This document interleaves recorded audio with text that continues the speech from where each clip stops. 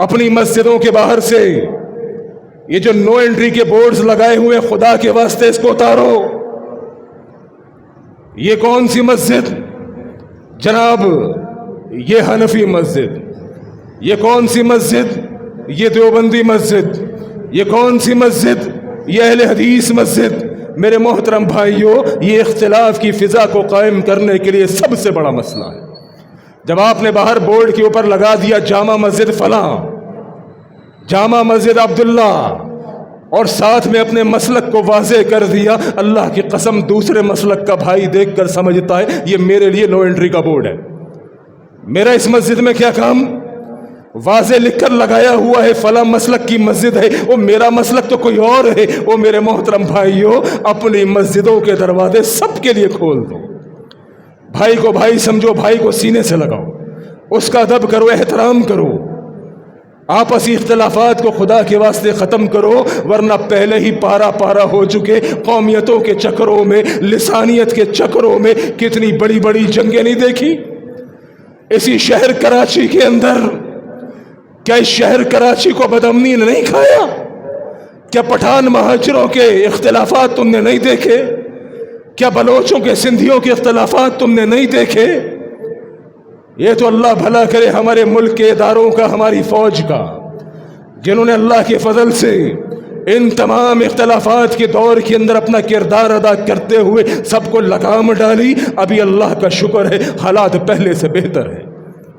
یہ لسانیت، یہ تعصب، اپنی قومیتوں پر فخر، میرے محترم بھائیوں، یہ انتہائی اسلام میں ناپسندیدہ عمل ہے. وَاعْتَصِمُوا بِحَبْلِ اللَّهِ جَمِيعًا. لوگوں تم سب مل کر اللہ کی رسی کو مضبوطی سے تھام لو. اللہ کی رسی کیا ہے؟ قرآن اور حدیث، دوسری کوئی بات نہیں. اور میرے محترم بھائیوں، اللہ کی رسی، اللہ کی قسم، قرآن حدیث کے علاوہ کچھ نہیں. میں کون، میری شناخت اسلام؟ میں کون، میری شناخت پاکستان؟ اللہ کی رسی، قرآن و حدیث. میرے محترم بھائیوں، اسی میں کامیابی ہے. میرے نبی نے انتقال سے پہلے نصیحت فرمائی تھی، ترکت فیکم امرین. لوگوں تمہارے لیے دو چیزیں چھوڑ کر جا رہا ہوں. کون کہہ رہا ہے؟ میرا نبی علیہ الصلوۃ والسلام. ترکت فیکم امرین، لوگوں تمہارے درمیان دو چیزیں چھوڑ کر جا رہا ہوں. لن تضلوا، ہرگز گمراہ نہ ہونے پاؤ گے.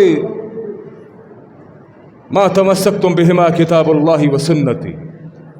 جب تک تم چمٹے رہو گے، جب تک تم تھامے رہو گے قرآن اور حدیث کو، تمہیں کوئی گمراہ نہیں کر سکتا. میرے محترم بھائیوں، یہی دعوت ہے، اللہ کی قسم دوسری کوئی دعوت نہیں. یہی دعوت ہے. لوگوں آ جاؤ قرآن و حدیث کے پرچم تلے.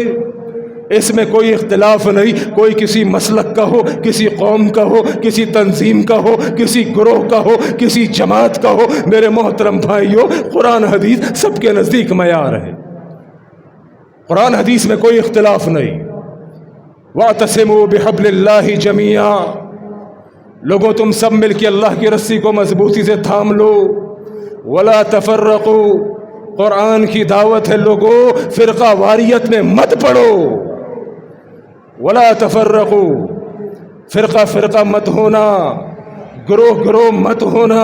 کیوں؟ اگر ہو جاؤ گے، اگر تقسیم ہو جاؤ گے، آپسی اختلافات کے اندر ایک دوسرے سے دست و گریبان ہوگے، نتیجہ کیا نکلے گا؟ قرآن نے بیان کیا.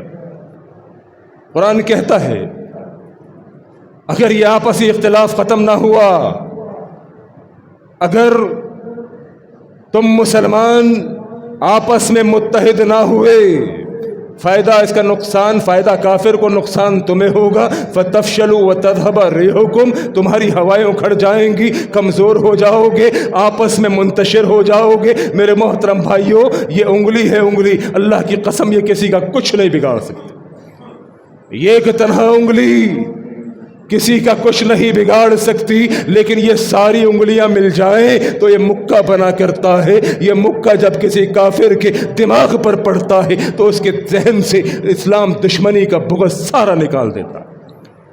انگلی نہیں بننا، مکہ بننا ہے. تمام کی تمام قومیتیں اس مکے کے اندر سما جائیں. سارے مسالے کے اس مکے میں ضم ہو جائیں۔ وَاعْتَصِمُوا بِحَبْلِ اللَّهِ جَمِيعًا، مسلمانوں اللہ کی رسی یعنی قرآن حدیث کے پرچم تلے جمع ہو جاؤ، چھوڑو آپسی اختلافات۔ بہت لڑ لیے، یہ لڑنے کا وقت نہیں ہے یارو۔ ملک پاکستان کی حالت دیکھو اس وقت، ملک دیوالیے کے قریب ہے، ملک میں سازشیں رچی جا رہی ہیں، بیرونی سازشیں، اندرونی سازشیں آج میرے ملک کو کھا رہی ہیں، اور جناب میں اپنے آپسی مسائل کے اندر الجھا ہوا ہوں۔ میرا مسئلہ قومیت نہیں، میرا مسئلہ مسلک نہیں، اللہ کی قسم یہ بہت چھوٹی باتیں ہیں۔ آگے بڑھو، آگے بڑھو۔ میرا مسئلہ اسلام، میرا مسئلہ پاکستان۔ آج پاکستان کو بچانا ہے، آج اس کے لیے مجھے تجھے اپنا کردار ادا کرنا ہے۔ آج میرے محترم بھائیوں، اس اسلام کے لیے، وطن عزیز پاکستان کے لیے جو در حقیقت اسلام کا قلعہ ہے، لوگ بڑی باتیں کرتے ہیں کہ پاکستان اس نے دیا کیا ہے، اس پاکستان سے ملا کیا ہے۔ اللہ کی قسم یہ پاکستان نہ ہوتا تو ہندوستان کے اندر آج شاید ہندوؤں کے بوٹ پالش کر رہے ہوتے۔ یہ تو اللہ نے کرم کیا، احسان رب رحمان کا، اللہ نے پاکستان عطا کیا۔ سکون سے یہاں پر جمعے کے خطبے سن رہے ہو، اپنے کاروبار بزنس کر رہے ہو، جا کے دیکھو ان ہندوؤں کو اللہ کی قسم جنہوں نے ہندوستان کے اندر مسلمانوں کا جینا دوبر کیا ہوا ہے۔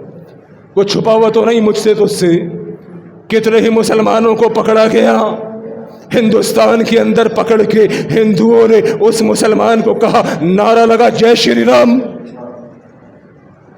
نعرہ لگا جے ہنومان۔